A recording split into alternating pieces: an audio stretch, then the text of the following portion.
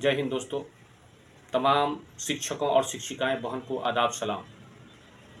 शिक्षा विभाग के मंत्री माननीय सुनील कुमार साहब बोले हैं कि सब निपटारा कर लिया गया है और अब जल्द ही शिक्षकों का पदस्थापन और ट्रांसफ़र होगा। इसमें चूँकि माननीय शिक्षा मंत्री पर और शिक्षा विभाग पर लोगों का इल्ज़ाम है, आरोप है कि माननीय मंत्री जी सिर्फ टाल मटोल कर रहे हैं। इस पर माननीय मंत्री जी आश्वासन दिए हैं कि 30 सितंबर को, इसी महीना के 30 सितंबर को सारा काम सुपुर्द कर दिया जाएगा और 1 तारीख को जो है 1 अक्टूबर को कैबिनेट मेंबर है उसमें स्वीकृत करके सारा काम कर दिया जाएगा। आप पहले मंत्री जी का सुन लीजिए, उसके बाद फिर मैं कुछ बताऊंगा। आप हमारी वीडियो को अंतिम तक देखिएगा दोस्तों, और हमारे चैनल को जरूर सब्सक्राइब कीजिएगा। ये चूँकि ये चैनल आपका है और भारतीय संविधान है, जितना सर उतना असर। ये चैनल आपका है, आपके सब्सक्राइब करने से कुछ नहीं होगा और न कोई नुकसान होगा, लेकिन यह चैनल मजबूत होगा और ये चैनल आपका है। आप पहले माननीय मंत्री जी का स्पीच सुनिए। हमने कहा था 30 सितंबर, 30 सितंबर तक हमने कहा था कि हम लोग उसको मंजूरी देते। आज 25 तारीख है, 30 हमने कहा ना, बिल्कुल अंतिम 1-2 इश्यूज हैं, 30 सितंबर से पहले हम लोग इसको अनुमोदन देते। 350 शिक्षक ऐसे हैं जिनके संदिग्ध होने का मामला सामने आया है, वो डीओ को लिस्ट बना के भेजा गया है। कुछ लोग क्षमता परीक्षा जो दोबारा होगी उसमें शामिल नहीं, उनको लगा कि उनकी डिग्री पकड़ी जाएगी। सर, ऐसे 350 शिक्षक जिनके खिलाफ कोई कार्रवाई करेंगे? देखिए, जहाँ भी वैसे मामले जहाँ गड़बड़ी की आशंका होती है या सर्टिफिकेट्स में कोई लगता है प्रथम दृष्टया कि अनियमितताएँ हैं या कहीं जालसाजी है, तो उसको हम लोग चाहते हैं कि पहले उसकी गहन छानबीन हो जाए, इंक्वायरी हो जाए और उसके बाद जो विधि सम्मत कार्रवाई होगा हम लोग करेंगे।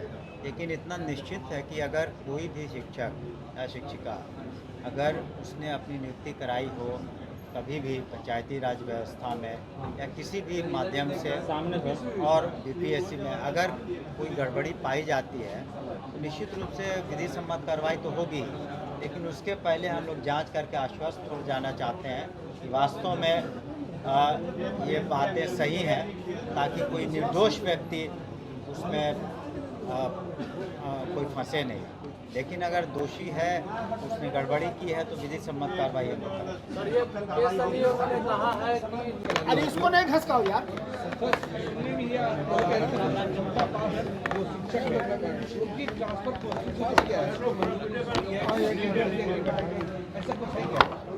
देखिए, वो बिल्कुल आप सभी को नमस्कार। न सिर्फ सक्षमता लेकिन बीपीएससी से जो पास है कमीशन से भी, तो वो बिल्कुल अंतिम चरण में है। अगले 2-3 दिन में हम लोग पूरा कर लेंगे और आप लोगों को हमने जैसा कहा था, सदन में भी कहा था कि हम लोग यथासंभव उसको उदार रखेंगे और उसमें जो महिलाएं हैं या जो बीमार हैं या साध्य रोग्य है या जो ऐसी महिलाएं जो सिंगल हैं, तो इन लोगों का विशेष ध्यान हम लोग रखेंगे और कोशिश करेंगे कि अधिकांश जो पिटिशन आए हैं उनको एड्रेस करने का। लेकिन पूर्व में भी हमने कहा है कि जब भी कोई नीति बनती है, कितनी भी उदार हो, हम लोगों ने सभी, जैसे कि फॉर एग्ज़ाम्पल जो लोग रिटायरमेंट के बहुत नज़दीक हैं उनका भी ख्याल रखना है। तो सारी बातों का देख करके, चूँकि संख्या बहुत है, लाखों में है, तो हर एक व्यक्ति की समस्या को एड्रेस करना मुश्किल होगा। लेकिन हम समझते हैं कि जो हमने शब्द उदार का इस्तेमाल किया उसमें अधिकांश लोग संतुष्ट होंगे। और आपको ये भी बता दें कि पिछले कैबिनेट से भी ये पास हो चुका था, जो अनुकंपा के मामले थे, तो उसमें 6000 से ज़्यादा पोस्ट का स्वीकृति मिल गई है। उसको भी हम लोग वर्कआउट कर रहे हैं कि किस तरीके से अनुकंपा आधारित जो मामले थे उसका निष्पादन हो सके और वैसे जो उनके कैंडिडेट हैं जो अनुकंपा की नियुक्ति के लिए क्वालिफाई करते हैं, उनका हम सही इस्तेमाल कर सकें।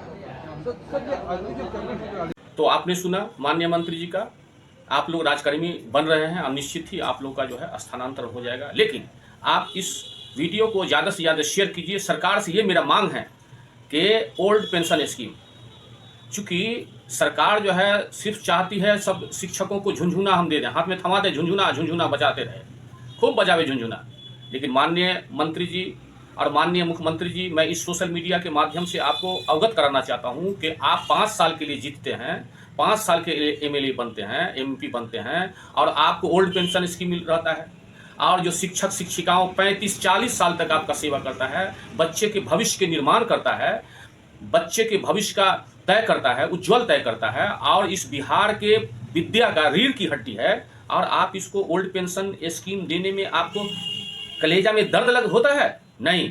मैं सोशल मीडिया के माध्यम से कहना चाहता हूं कि आप जितने भी शिक्षक शिक्षिकाओं हैं, आप सभी को ओल्ड पेंशन स्कीम दीजिए। चूंकि ये लोग वृद्ध होने के बाद इन लोगों को दवा है और भी मेडिसिन है, बहुत सा काम है, ये बुढ़ापा का एक सहारा है।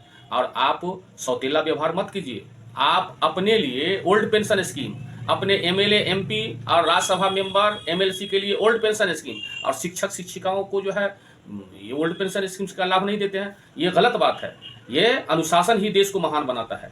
आप समान इंसाफ कीजिए, न्याय का इंसाफ कीजिए। आप शिक्षक शिक्षिकाओं के साथ न्याय दीजिए। और एक और मेरा मांग है कि जितने भी शिक्षक शिक्षिकाओं हैं उसको 65 वर्ष तक उसको पढ़ने का और उसका नौकरी रहना चाहिए, मेरा एक मांग है। दोस्तों, मैं अब अपनी बात को विराम देता हूं। आप हमारे इस वीडियो को ज़्यादा से ज़्यादा शेयर कीजिए। जय हिंद, जय भारत।